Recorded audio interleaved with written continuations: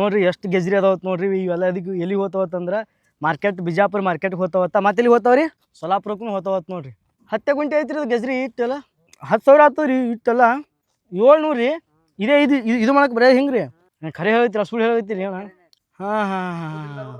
ಇದೆಲ್ಲ ಹಡ್ಡಿದ ಏನ್ರಿ? ಇದೆಲ್ಲ ರುಚಿ ಅದಾವ್ರಿ, ಖರೆ ರುಚಿ ಅದಾವ್ರಿ. ಹೋಗಿ ಬರ್ತೀವಿ ರೀ. ಒಂದು ಆಳಿಗೆ 700 ರೂಪಾಯಿ ಕೊಡ್ತಾರಂತವ್ರು. ಡೈಲಿ 10,000 ರೂಪಾಯಿ ಇತ್ತಂದ್ರೆ ಅರ್ಧ ಖರ್ಚು ಅಲ್ಲೇ ಹೋಗ್ತದ.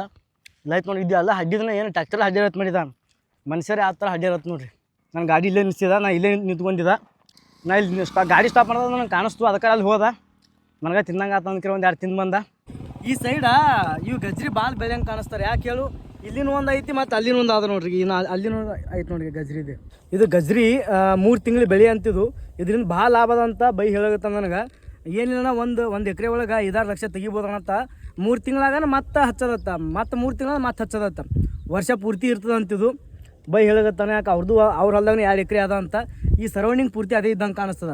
ಇವಾಗ ನಾ ಎಲ್ಲಿದ್ದೀನಿ ಅಂತಂದ್ರೆ ಹರ್ನಾಳ ಒಳಗೆ ಇದ್ದೀನಿ ನೋಡ್ರಿ. ಹರ್ನಾಳದಿಂದ ಬಬ್ಲೇಶ್ವರ ಹೋಗಿರ್ತೀನಿ. ಇದೇ ನೋಡ್ರಿ ಹರ್ನಾಳ. ಈ ಕಡೆ ಎಲ್ಲ ರೋಡ್ ಚಲೋ ಅದಾವ ಇಲ್ಲಿ ಎಲ್ಲಕ್ಕೆಲ್ಲ. ಇಲ್ಲಿ ಏನೋ ಕ್ಯಾನಲ್ ಬರಂಗೆ ಕಾಣಿಸ್ತದ ನೋಡ್ರಿ. ಯಾವ ರೀತಿ ಹಾಕ್ಯಾರ. ಬಬ್ಲೇಶ್ವರಕ್ಕೆ ಹೋಗೋ ಟೈಮಿಗೆ ಇಲ್ಲಿ ದಾಸವಾಳ ಕೆರೆ ಹತ್ತೈತೆ ನೋಡ್ರಿ. ಎಷ್ಟು ದೊಡ್ಡದಂತ ನೋಡ್ರಿ. ಇದು 12 ಎಕರೆ ಒಳಗೆ ಆದಂತ ನೋಡ್ರಿ. ಇದು ನೀರು ಒತ್ತ ಬತ್ತಲೆ ಅಂತ ಹೇಳಗತ್ತ ಅಣ್ಣಗಳು. ನೀರು ಒಟ್ಟ ಇಲ್ಲಿ ಬತ್ತಲೆ ಅಂತ ಅಂದ್ರೆ ಖಾಲಿ ಆತವತ್ತ, ಪೂರ್ತಿ ಒಣಗಲ್ಲ ಅಂತ ಹೇಳಗತ್ತಾರ ಅವರು.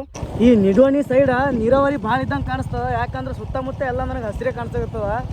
ಎಲ್ಲ ಕಡೆ ಹಸಿರೇ ಕಾಣಿಸ್ತೈತಿ ಈಗ ನೋಡ್ರಿ. ಅಲ್ಲಿ